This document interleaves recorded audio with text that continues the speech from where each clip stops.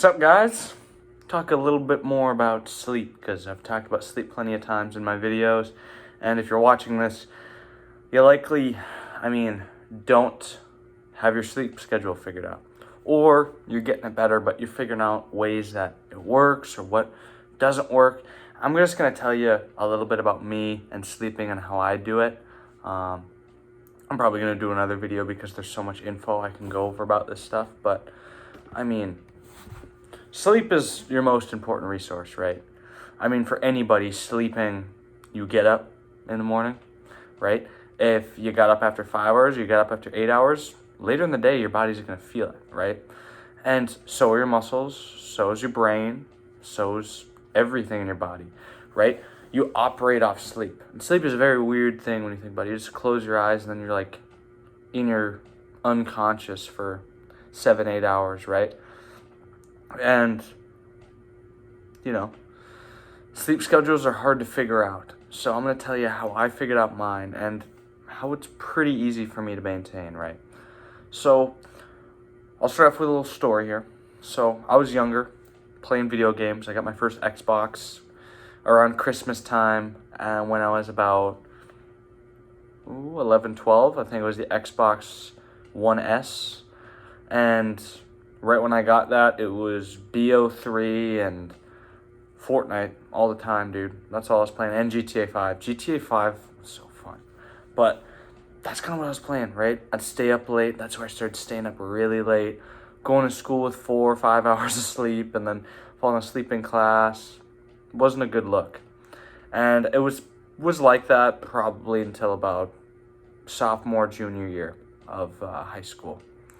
And then I started figuring it out, right? I started figuring out why you don't really realize things changing over time unless you start to fix the changes that you've made, right? So my sleep schedule is so bad. Like on the weekends, I'd sleep 12 hours a day and I'd wake up past noon and the whole day would be gone because I was just up so late just playing video games and not being productive. And, it was affecting my work. And about summer of junior year, I did some blue collar work and I started figuring out, like, I need to get my sleep up. I was getting up at 6 a.m., going to the job site, getting there by 7 a.m. and, working, getting in my hours, what I could.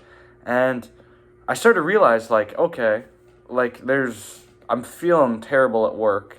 I'm not working hard enough. My managers are harping on me. I need to do something about it. And I did everything, like so many energy drinks, eating a little better, and I didn't look at the core of the problem, which was me not sleeping, right? And then I started fixing that, and everything just changed. My work ethic was better. Even like my relationships got better too. Like I was better at talking to people. I wasn't as shy. Obviously there was other factors that kind of played into it, but that was the big one, sleep. Like your brain is getting better. You're more locked into things. When I'm don't have sleep, I just daydream all the time. Now, no daydreaming at all. I'm more in the present. So, that's where I really started changing things. And my gains in the gym started getting a lot better. So much changes when you have a good sleep schedule. But apart from me harping about myself, you guys want to fix your sleep. So I'm going to tell you kind of how to do it. But first thing I can say is you've heard this probably from every teacher ever, including your mom probably. So don't go on screens 30 minutes before you go to bed. Just don't. And set if you have an iPhone, turn on Do Not Disturb right before you go to bed, or they have a sleep thing so you can hear notifications from certain things, And it's so good, dude. And actually reading right before you go to bed is a game changer because your mind starts to wind down. And if you guys can't read, you more than likely have really bad instant gratification problems. Like TikTok, brain fried, dude. No offense. I know I'm probably going to get hate for that, but you probably do. Reading is so good, dude. And once you start kind of lengthening out your attention span and you start getting good with that stuff, it makes sleeping way better because it helps shut your mind down. Or if you have a low I forgot what the measurement for light is, but if you have like a lamp that's not super bright and you turn that on and then you read a book, you'll start to feel a little sleepy, right? And another thing you can do is if you wake up in the middle of the night because you're getting used to it, don't go on your phone. Don't go out to the living room and snack on a bunch of junk food. Go back to your book, open it up, start reading it. Read it until you feel tired again and go back to sleep. It's so great for you because you're not even exposed to screen. Because light is what messes with your eyes and makes you aware, okay, it's daytime, time to go out and hunt, right? That's the primal instincts inside of us, right? And your circadian rhythm doesn't get reset like every 5 seconds because you look at a screen. So wake up in the morning, make sure it's bright out, unless you're like me. I wake up super early. I'm going to do another video on why I do that and how I do that. But you wake up, make sure the sun's out, and if you have a window, well, which you probably do, always leave the curtains open. So when you go to bed, the light's going to hit you, and that's going to signal you to wake up and get moving. It actually, I forgot what it does, but there's something in it. And you just wake up because you sense the light, and it's like time to wake up. It's not nighttime. Not have to be lazy anymore. But yeah, I mean, little things you can do. Another thing, I actually use food. Food can help. So kiwis, 2 kiwis before bed. If anyone's been following me for a while, they know I love kiwis, and kiwis are great for you.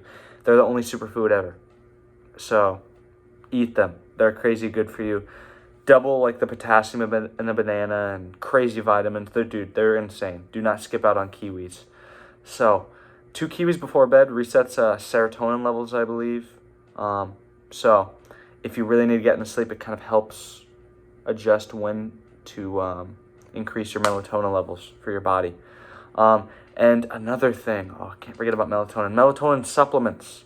Don't abuse them. Don't take them every night before you go to bed, because then you're just kind of resetting.